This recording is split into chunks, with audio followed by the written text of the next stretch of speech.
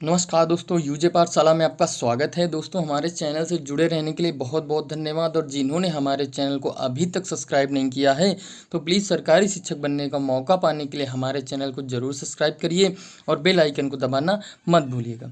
दोस्तों, आज हम लोग बाल मनोविज्ञान में रुचि चैप्टर को पढ़ेंगे अच्छे से, जिसको इंग्लिश में इंटरेस्ट कहा जाता है। दोस्तों, तो आइए स्टार्ट करते हैं। सबसे पहले जान लेते हैं रुचि है क्या, रुचि किसे कहते हैं, इसकी परिभाषा क्या है, इनको जान लेते हैं। तो देखते हैं दोस्तों, रुचि को अंग्रेजी में इंटरेस्ट कहा जाता है। सबको पता है दोस्तों, रुचि को अंग्रेजी में इंटरेस्ट कहा जाता है। इंटरेस्ट आया कहाँ से है, तो देखते हैं। जो लैटिन भाषा के शब्द इंटरेस्ट से बना है, इंटरेस्ट से बना है, जिसका अर्थ क्या होता है दोस्तों, जिसका अर्थ होता है किसी कार्य के प्रति सुख की अनुभूति करना। किसी कार्य के प्रति सुख की अनुभूति करना, ये इंटरेस्ट का मतलब होता है। तो अंग्रेजी के शब्द इंटरेस्ट जो बना है इंटरेस्ट से, उसी का मतलब ये किसी कार्य के प्रति सुख की अनुभूति करना। अब और देखते हैं, समझते हैं दोस्तों कि सामान्यतया रुचि से तात्पर्य व्यक्ति की पसंद से होता है। दोस्तों, बहुत अच्छी चीज़ लिखी है, व्यक्ति की पसंद से होता है रुचि का तात्पर्य। रुचि का तात्पर्य जो है व्यक्ति की पसंद से होता है, ये याद रखेंगे दोस्तों। जो व्यक्ति पसंद करता है वही उसकी रुचि ही होती है, ये समझ लीजिए।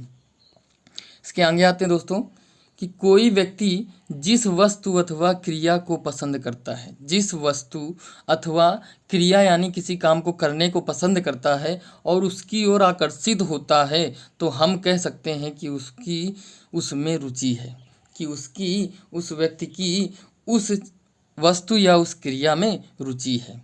इस तरह से भी समझ सकते हैं रुचि को। एक हमने बताया रुचि से तात्पर्य व्यक्ति की पसंद से होता है, और एक बताया कि किसी कार्य के प्रति सुख की अनुभूति करना ही रुचि है, इंटरेस्ट का मतलब होता है ये।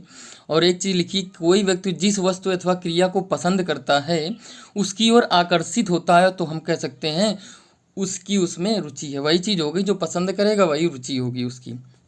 इतना सा याद रखेंगे दोस्तों। तो स्टार्ट करते हैं इसकी परिभाषाओं के बारे में कुछ।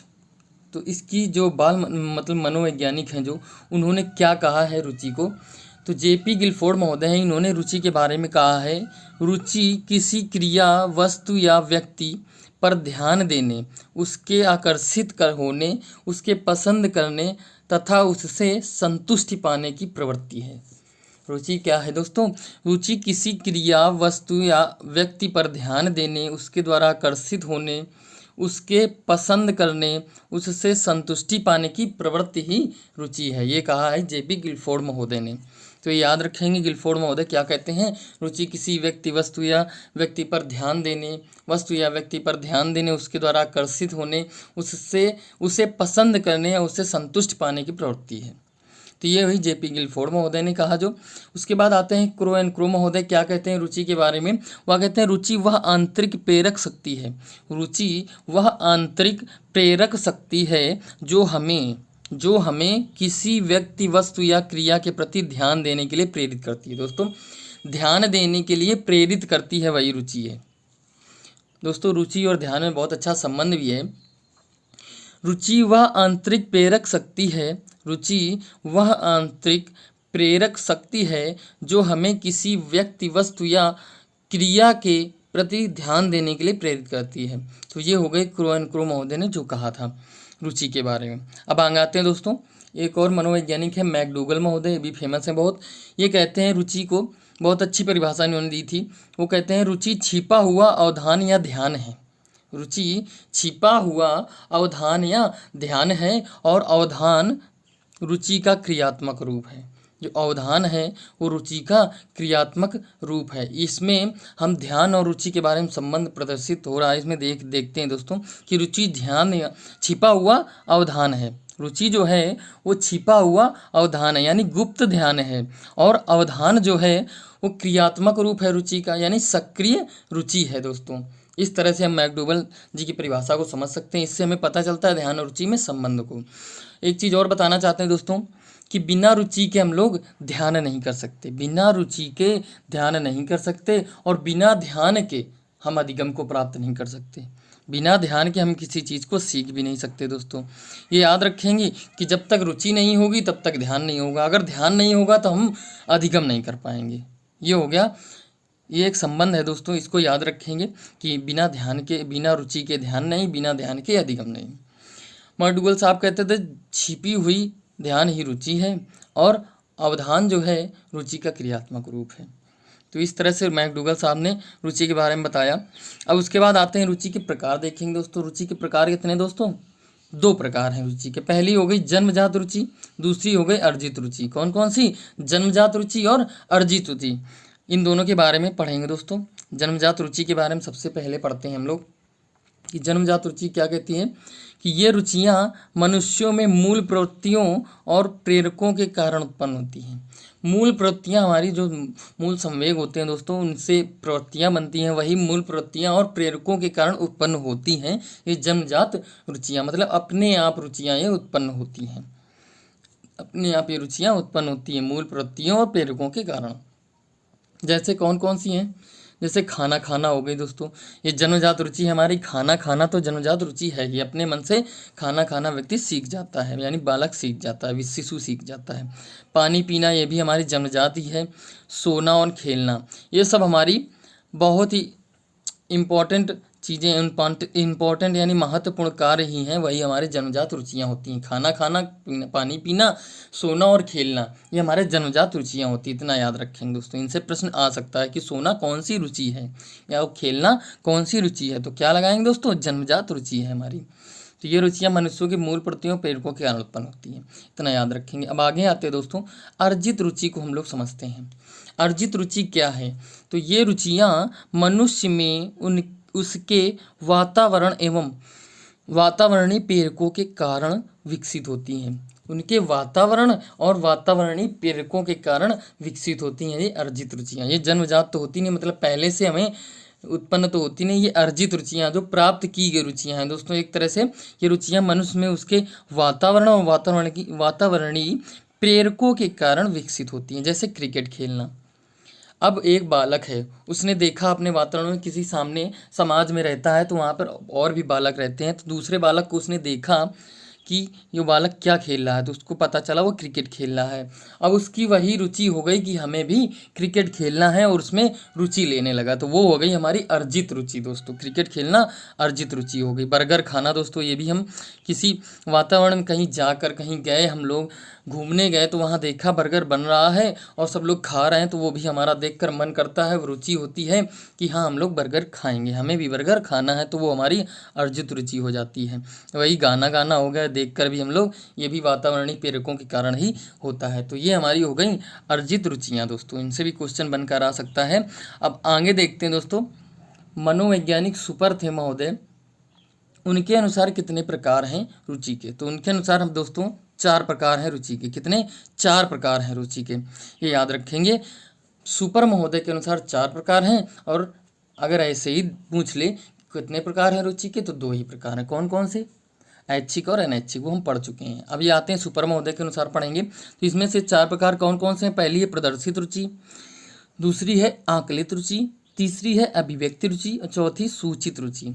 तो सबसे पहले हम लोग देखते हैं दोस्तों प्रदर्शित रुचि के बारे में पढ़ेंगे। कौन सी? प्रदर्शित रुचि के बारे में। क्या है प्रदर्शित रुचि? तो इसमें है जिन्हें व्यक्ति या बालक की विभिन्न क्रियाओं से पहचाना जाता है।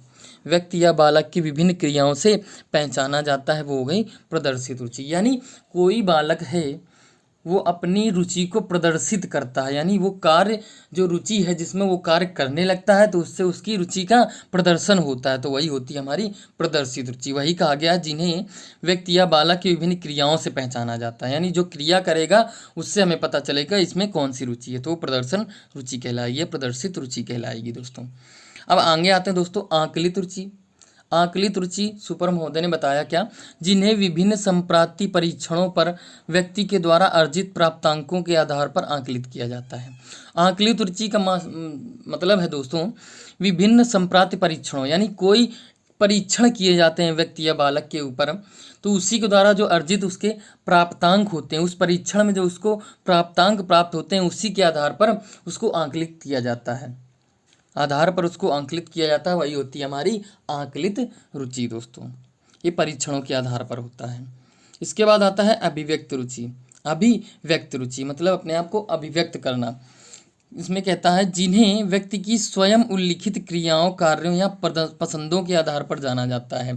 दोस्तों अभिव्यक्त का मतलब ही होता है अपने आप को व्यक्त करना, अपने आप को दूसरे के सामने व्यक्त करना, तो वही हो गया अभिव्यक्त रुचि। उसी तरह से इसको समझेंगे कि जिन्हें व्यक्ति की स्वयं उल्लिखित क्रियाओं, यानी व्यक्ति या बालक है जो वो स्वयं ऐसा कार्य करेगा जिस अपने आप को प्रदर्शित करेगा, तो वही हो गई अपने आप को व्यक्त करने की क्रिया, वही हो गई रुचि हो जाती है, अभिव्यक्त रुचि हो जाती है। कार्यों या पसंदों के आधार पर जाना जाता है इस क्रियाओं को, तो ये हो जाती है हमारी अभिव्यक्त रुचि। उसके बाद आता है दोस्तों सूचित रुचियाँ। सूचित रुचियाँ इनको किस तरह समझ सकते हैं दोस्तों, इनको समझते हैं जिन्हें पमाप्रीकृत रुचि सूचियों के माध्यम या सहायता से मापा जाता है। यानी एक रुचि सूची बनाई जाती है बालक की, एक सूचित बनाई जाती, सूचियाँ बनाई जाती हैं बालक या व्यक्तियों की, उसके आधार पर उसके माध्यम से सहायता में मापा जाता है, तो उन्हें सूचित रुचियाँ कहते हैं। मतलब एक सूची बनाकर मापा जाए तो वो रुचियाँ कौन सी होती हैं, सूचित रुचियाँ। अब आगे आते हैं दोस्तों रुचि मापन की विधियों के बारे में पढ़ लेते हैं। रुचि मापन की विधियों के बारे में ये कौन कौन सी विधियाँ हैं, इसमें से पहली पढ़ते हैं दोस्तों आत्मनिष्ठ विधियाँ। आत्मनिष्ठ विधियों में के अंतर्गत कौन कौन सी आते हैं, तो इसमें देखते हैं इन विधियों में अवलोकन तथा साक्षात्कार आता है। अवलोकन तथा साक्षात्कार आता है दोस्तों, इंटरव्यू वगैरह इसी आत्मनिष्ठ विधियों के मतलब के माध्यम से आते हैं, यानी उसी के अंतर्गत होते हैं साक्षात्कार। व्यक्ति की रुचि को जानने के लिए विभिन्न प्रकार के प्रश्नों को पूछा जाता है। दोस्तों साक्षात्कार में तो यही होता ही है कि उसकी रुचियों को जानने के लिए हम उससे अनेक प्रकार के प्रश्न पूछते हैं। जैसे बालक से पूछा जाता है आपको कोई हीरो पसंद है, यानी कोई एक्टर पसंद है उसको, तो वो हाँ अगर कह देगा और कहेगा कोई फिल्में देखना पसंद करते हो, तो बताएगा हाँ, तो हम जान जाएंगे कि उसमें मतलब मूवीज़ देखने में उसकी रुचि है, यानी उसकी रुचियाँ मूवीज़ देखने में है। तो ये होती है हमारी आत्मनिष्ठ विधियाँ इस प्रकार से, यानी प्रश्नों को पूछकर हम उसकी रुचियों को जानें, वही होती है हमारी आत्मनिष्ठ विधियाँ। उसके बाद आता है दोस्तों इसी में कुछ अनुसंधानकर्ताओं का यह मानना है कि इस प्रकार से ज्ञात की गई रुचियाँ काल्पनिक तथा अविश्वसनीय होती हैं। यानी प्रश्न पूछकर हम लोग देखते हैं दोस्तों, तो हमने उसकी रुचियों को देखा तो है नहीं, वो जो बता रहा है हमको वही हमारी हो गई, उसकी रुचियाँ हम मान लेते हैं। तो इस तरह से मान सकते हैं कि जो पूछ रहा है उसके लिए वो काल्पनिक होती है दोस्तों, और विश्वास योग्य नहीं होती, यानी अविश्वसनीय होती है। हम उसके कहे पर विश्वास कर लेते हैं, लेकिन हमारे लिए वो अविश्वसनीय हो सकती है दोस्तों। मान लिया वो झूठ भी बोल रहा है या सच भी बोल रहा है, हमें पता नहीं है, इसलिए काल्पनिक होती हैं और अविश्वसनीय होती हैं। तो ये अनेक अनुसंधानकर्ताओं का यह मानना है कि ये रुचियाँ जो होती हैं आत्मनिष्ठ रुचियाँ वो काल्पनिक तथा अविश्वसनीय होती हैं। इसके बाद आता है अवलोकन द्वारा व्यक्ति की प्रदर्शित रुचियों को मापा जाता है। दोस्तों प्रदर्शित रुचियाँ हमने सुपर महोदय के द्वारा जो पढ़ित रुचियों में एक से एक है प्रदर्शित रुचियाँ, जिसके माध्यम से व्यक्ति के प्रदर्शन से हम उसकी रुचियों को जान लेते हैं, तो उन्हीं में ये हमारा और आत्मनिष्ठ विधियों में आता है। अवलोकन द्वारा व्यक्ति की प्रदर्शित रुचियों को मापा जाता है। आत्मनिष्ठ विधियाँ मतलब ये भी हो सकती हैं, प्रदर्शित रुचियाँ भी। इसके बाद आता है दोस्तों वस्तुनिष्ठ विधियाँ। आत्मनिष्ठ विधियों के बाद आता है वस्तुनिष्ठ विधियाँ। तो इन विधियों में मुख्य रूप से रुचि सूचियाँ आती हैं। रुचि सूचियाँ हमने रुचि पढ़ा, रुचि सूचियाँ भी पढ़ी थी दोस्तों, कि रुचि सूचियाँ बनाकर हम उसकी रुचियों को जान लें, तो उसमें भी ये आती हैं वस्तुनिष्ठ विधियों के अंतर्गत यही आते हैं कि इस विधियों में मुख्य रूप से रुचि सूचियाँ आती हैं। मतलब कि हम एक बालक की रुचियों की सूची बनाएं, उसके आधार पर उसकी रुचि को हम जानें, तो वो हमारी हो गई रुचि सूचियाँ। उसी के आधार पर ये वस्तुनिष्ठ विधियों के अंतर्गत यही आते हैं दोस्तों। इसके बाद आता है रुचि सूचियाँ वास्तव में रुचियों के मापन के लिए औपचारिक ढंग से विकसित किए गए मापन उपकरण हैं। जो रुचि सूचियाँ हमने बनाई दोस्तों किसी व्यक्ति या बालक की, तो वो उसके बारे में कह रहा है कि वास्तव में रुचियों के मापन के लिए औपचारिक ढंग से विकसित की गए मापन का उपकरण है दोस्तों। मापन उपकरण है मतलब व्यक्ति की रुचियों को मापने का एक तरह से उपकरण है रुचि सूची, ये कह रहा है दोस्तों इसमें। इसके बाद आते हैं रुचि सूचियों को तैयार करने में प्रायः दो भिन्न भिन्न प्रकार की तकनीकों का प्रयोग किया जाता है। वो कौन कौन सी तकनीकियाँ हैं उसको जान लेते हैं दोस्तों, कि रुचि सूचियाँ जो बनाते हैं उसमें दो भिन्न भिन्न प्रकार की तकनीकी का प्रयोग किया जाता है। उसमें से पहली हमारी निरपेक्ष पसंद या नापसंद। निरपेक्ष पसंद या नापसंद, तो इस प्रकार की रुचि सूचियों में व्यवसाय, क्रियाओं, वस्तुओं, मनोरंजन साधनों, अध्ययन विषयों आदि का वर्णन प्रस्तुत किया जाता है। दोस्तों किसका किसका वर्णन प्रस्तुत किया जाता है? व्यवसायों, क्रियाओं, वस्तुओं, मनोरंजन साधनों, अध्ययन आदि विषयों का वर्णन प्रस्तुत किया जाता है। और व्यक्तियों से पूछा जाता है कौन कौन से विषय उसे पसंद हैं और कौन कौन से नापसंद हैं। दोस्तों तो इसमें हमने उससे पूछा, बताया पहले कौन कौन सी इसमें व्यवसाय हैं, क्रियाएं हैं, वस्तु हैं, मनोरंजन के साधन बताए और अध्ययन विषयों के बारे में बताया। उनसे पूछा जाता है कि इनमें से कौन कौन से आपको विषय पसंद हैं और कौन कौन से नापसंद हैं। तो ये हमारी निरपेक्ष पसंद या नापसंद विधि होती है। इसमें जो सूची बनती है कि कौन कौन से पसंद है तो हम मान लेते हैं कि वही उसकी रुचियाँ हो जाएंगी। जो उसको पसंद है वही उसकी रुचियाँ हो जाएंगी और जो नापसंद है वो उसकी रुचियाँ नहीं हैं। दोस्तों तो इस तरह से निरपेक्ष पसंद नापसंद को समझा हम लोगों ने। अब आगे आते हैं दोस्तों तुलनात्मक पसंद या नापसंद। तुलनात्मक में क्या होगा? इसमें दो दो, तीन तीन या चार चार के समूहों में व्यवसायों या अध्ययन विषयों, क्रियाओं, वस्तुओं को प्रस्तुत किया जाता है। इसमें एक ग्रुप में प्रस्तुत किया जाता है, मतलब दो दो या तीन तीन व्यवसाय दे दिया। मतलब व्यवसाय में क्या दे दिया कि आपको पढ़ाना पसंद है, या आपको व्यापार करना पसंद है, या आपको और कोई चीज़ पसंद है, या आपको ठेला लगाना पसंद है। कोई व्यवसाय दे दिया, उनमें से दो दो तीन तीन के ग्रुप दे दिए कि इसमें क्या पसंद है आपको, और उसमें से फिर विद्यार्थी या बालक बताता है कि हमें ये पसंद है, तो वही उसकी रुचियाँ मान ली जाती हैं, और जो नहीं पसंद होता वो उसकी रुचियाँ नहीं मानी जाती हैं। तो इस तरह से हम लोग तुलनात्मक पसंद या नापसंद से रुचियाँ प्राप्त कर लेते हैं, सूची को बनाते हैं दोस्तों। इसके बाद आते हैं दोस्तों रुचि के निर्धारक एवं कारक के बारे में पढ़ेंगे। रुचि का निर्धारण किस तरह से होता है, उसके कौन कौन से कारक हैं, मतलब रुचि को निर्धारण करने के लिए कारक कौन कौन से हैं। तो उसको सबसे पहले कारक आता है दोस्तों, प्रभावित करने वाला एक तरह से कारक है दोस्तों, पारिवारिक एवं सामाजिक वातावरण रुचि को प्रभावित करता है। किस तरह से निर्धारक करता है दोस्तों? परिवार या समाज, इसके बारे में देखते हैं दोस्तों। परिवार में हमारे बहुत सारे लोग होते हैं, माता पिता हो गए, भाई बहन हो गए, दादा दादी हो गए, चाचा चाची हो गए। उनकी रुचियों को देखते हुए बालक देखता है कि उनमें कौन कौन सी रुचि है, तो वो भी वो रुचि का प्रयास करता है, उसमें रुचि अच्छे से लेने लगता है। तो ये परिवार की तरह से हो जाएगा। सामाजिक वातावरण की बात करें तो समाज में वह बाहर जब निकलता है तो देखता है, बच्चों को देखता है और काफ़ी लोगों को देखता है, दादा दादी अन्य होते हैं उनको देखता है। अगर मान लिया बच्चों को देखता है क्रिकेट खेलते हुए, तो क्रिकेट में अगर दूसरे बच्चों की रुचि है तो वो भी उसमें देखता है और रुचि लेने लगता है। तो इस तरह से सामाजिक वातावरण भी उसकी रुचियों का निर्धारण करता है। इसके बाद आता है आयु दोस्तों। आयु मतलब हो गया, आयु भी रुचि का निर्धारण या कारक बनता है दोस्तों। किस तरह से?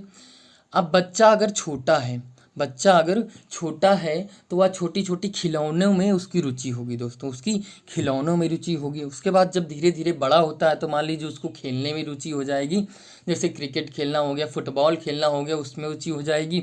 उसके बाद अगर और बड़ा हो जाएगा दोस्तों तो मान लीजिए उसे कोई व्यवसाय करने में या कोई सरकारी जॉब पाने के लिए, पढ़ने के लिए उत्सुक होगा, उसमें रुचि रखेगा दोस्तों। तो ये हो गया, आयु के आधार पर उसकी रुचियां बदलती रहती हैं दोस्तों, उसकी रुचियों में परिवर्तन आता है। तो इस तरह से आयु भी हमारा रुचि का निर्धारण करता है। उसके बाद आते हैं दोस्तों लिंग के अनुसार रुचि।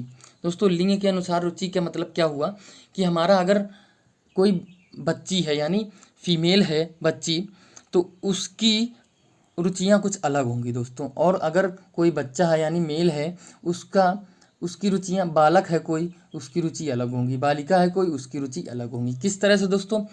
अगर खेलों की बात करें तो बालक हमेशा क्रिकेट, फुटबॉल वगैरह आज पसंद करता है, लेकिन अक्सर बालिकाएं क्या पसंद करती हैं दोस्तों? बालिकाएं हो गई खो खो खेलना पसंद करती हैं, और भी कई होते हैं बालिकाएं, और भी ऐसा नहीं कि क्रिकेट नहीं खेलना पसंद करती, क्रिकेट भी खेलना पसंद करती हैं। लेकिन सामान्यतया देखा जाए तो बालिकाओं में खो खो हो गए वगैरह इस तरह के गेम ज़्यादा पसंद करते हैं। तो इस तरह से रुचियाँ लिंग के आधार पर भी चेंज होती रहती हैं दोस्तों। तो इसके बाद आते हैं बुद्धि। अब बुद्धि भी हमारी रुचि का निर्धारण करती है, उसका भी कारण बनती है रुचि का। बुद्धि किस तरह से दोस्तों? अगर बच्चों में हमारी अच्छी बुद्धि, मतलब मंद बुद्धि बालक है, या खराब मतलब कम बुद्धि का बालक है, या अच्छे बुद्धि का बालक है, या उत्कृष्ट बुद्धि का बालक है, तो उसमें रुचियां अलग अलग होंगी दोस्तों। अगर मंद बुद्धि का बालक है तो वो हमारी रुचि उसकी पता नहीं किस चीज़ में हो, जैसे उन्हें पढ़ेगा भी नहीं और अक्सर खेलने में या उल्टा सीधा वस्तुओं उल्टा सीधे काम करने में होगी उसकी रुचियाँ दोस्तों, मंद बुद्धि बालक की। और अगर उसी जगह उत्कृष्ट बुद्धि का बालक है तो वो नवाचार वगैरह हो गया और अच्छे अच्छे कार्य हो गया जिससे उसकी विकास हो सके अच्छे से, तो उस तरह से उन चीज़ों में वो रुचि लेता है। तो ये हो गया बुद्धि के हिसाब से रुचि का निर्धारण दोस्तों। तो इस तरह से इन सभी कारकों के द्वारा रुचि का निर्धारण होता है दोस्तों।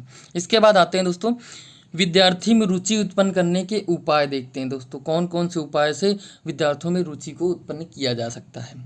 सबसे पहले शिक्षक के द्वारा अनुकूल व्यवहार करके, शिक्षक के द्वारा अनुकूल व्यवहार करके मतलब बालकों के प्रति शिक्षक अनुकूल अगर व्यवहार करता है तो उसमें रुचियां उत्पन्न होती हैं। ये बहुत महत्वपूर्ण है दोस्तों, शिक्षकों को हमेशा ही अनुकूल व्यवहार करना चाहिए, बच्चों से डांट फटकार कर नहीं बात करनी चाहिए, प्यार से ही बात करनी चाहिए। तो ये हो जाएगी रुचि उत्पन्न करने का उपाय हो जाएगा। उसके बाद आता है दोस्तों विषय में परिवर्तन करके, विषय में परिवर्तन करके मान लीजिए बच्चे को उस विषय में हमें समझ में नहीं आ रहा है, उस विषय में उसको रुचि नहीं है, जो विषय उसको पढ़ाया जा रहा है, तो उस विषय को रुचिकर बनाने के लिए हम विषय में परिवर्तन कर देंगे दोस्तों, उसकी विषय में परिवर्तन कर देंगे और उसको पढ़ाएंगे। अगर उसमें रुचि आ जाती है तो अच्छी बात है दोस्तों, अगर नहीं आती है तो फिर से परिवर्तन करके पढ़ाएंगे। इस तरह से रुचि उत्पन्न करने का उपाय ये भी हो जाता है दोस्तों, विषय में परिवर्तन करके। उसके बाद आता है दोस्तों उपयुक्त शिक्षण विधि अपनाकर, मतलब ऐसी शिक्षण विधि को अपनाया जाए जिससे बालक उसमें रुचि उत्पन्न करे। जैसे खेल में शिक्षा हो जाती है, मांटेसरी पद्धति में जैसे खेल करवा के किया जाता है, फ्रावेल महोदय ने जैसे किया खेल में मतलब किंडरगार्टन हो गई, ऐसी पद्धतियों का यानी शिक्षण विधियों का प्रयोग करके हम अगर व्यक्ति को पढ़ाएं यानी बच्चे को पढ़ाएं तो उसमें रुचि उत्पन्न हो जाएगी दोस्तों। तो इस तरह से शिक्षण विधि भी अपनाकर हम रुचि को उत्पन्न कर सकते हैं। उसके बाद आता है योग्यता के अनुसार विषय वस्तु अपनाकर, योग्यता के अनुसार विषय वस्तु अपनाकर यानी हम बच्चे की योग्यता देखेंगे कि बच्चा किस योग्य है, किस विषय वस्तु के योग्य है, उसी आधार पर उसकी विषय वस्तु तैयार करेंगे और उसको उसी विषय वस्तु में पढ़ाएंगे, तो उसको उस विषय वस्तु में रुचि उत्पन्न हो जाएगी दोस्तों। अगर ऐसा नहीं करेंगे तो उसको विषय वस्तु समझ में नहीं आएगी और उसमें रुचि उत्पन्न नहीं होगी। तो इस तरह से हम विषय वस्तु को अनुसार विषय मतलब योग्यता के अनुसार विषय वस्तु अगर अपनाएंगे तो उसके बच्चों में रुचि उत्पन्न हो जाएगी। तो ये हुआ दोस्तों विद्यार्थी में रुचि उत्पन्न करने के उपाय। इस तरह से हमारे रुचि चैप्टर समाप्त होता है दोस्तों। इसको अच्छे से पढ़ेंगे दोस्तों, इसके नोट्स तैयार कर लेंगे जैसे आपको बनाना हो, जिससे आपको समझ में आए। तो तब तक के लिए हमारे इस वीडियो को देखिए दोस्तों और हमें बताइए कमेंट बॉक्स में कैसा लगा वीडियो, लाइक करिए दोस्तों। और अगर कोई भी चीज़ इसमें समझ में नहीं आ रही थी हमारे कमेंट बॉक्स में ज़रूर पूछिए, उसका उत्तर आपको तुरंत दिया जाएगा। अगर सरकारी विद्यालय में एक सीट पक्की करना चाहते हैं तो दोस्तों हमारे इस यूजे पाठशाला चैनल को सब्सक्राइब जरूर करिए और बेल आइकन को दबाना मत भूलिएगा, जिससे हमारे अगले वीडियो को नोटिफिकेशन आपको तुरंत प्राप्त हो जाएगा और उस वीडियो को आप सबसे पहले देख सकेंगे। तो दोस्तों इसी के साथ हम मिलेंगे अगले वीडियो में नए अंदाज में। जय हिंद दोस्तों।